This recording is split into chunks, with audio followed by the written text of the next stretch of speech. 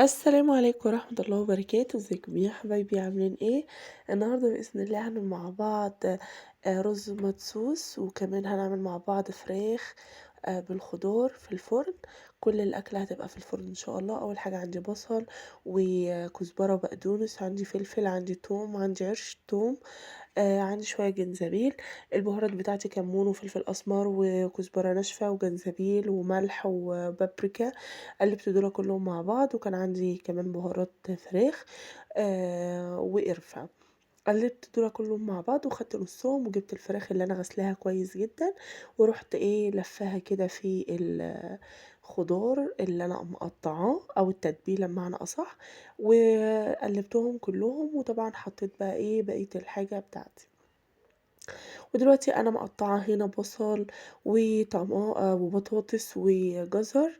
ودلوقتي هجيب نص التتبيله اللي انا شايلاها على جنب واحطهم على الوش كده، وبعد كده انزل عليهم شويه ميه وندعه زيت بسيطه والطماطم طبعا.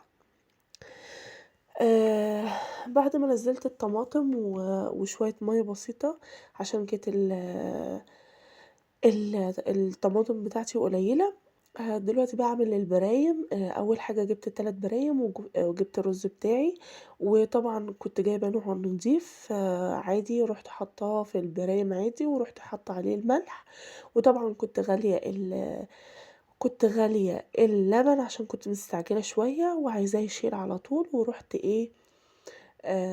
مقلبة كل دول مع بعض ودخلتهم الفرن يستووا. وبعد ما طلعوا هاسقيهم الإيدام بتاعهم زي ما انتم شايفين كده. بخرم البرام بتاعي عشان خاطر يتسقى.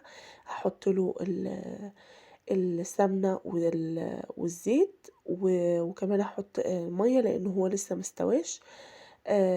دي الطريقة الفلاحي اللي احنا بنعمل بيها على طول. يعني دي طريقة ستي وأمي وعامة الفلاحين بيعملوا بالطريقة دي يا جماعة.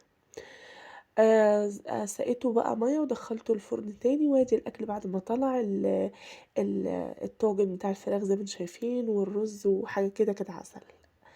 اتفضلوا معانا.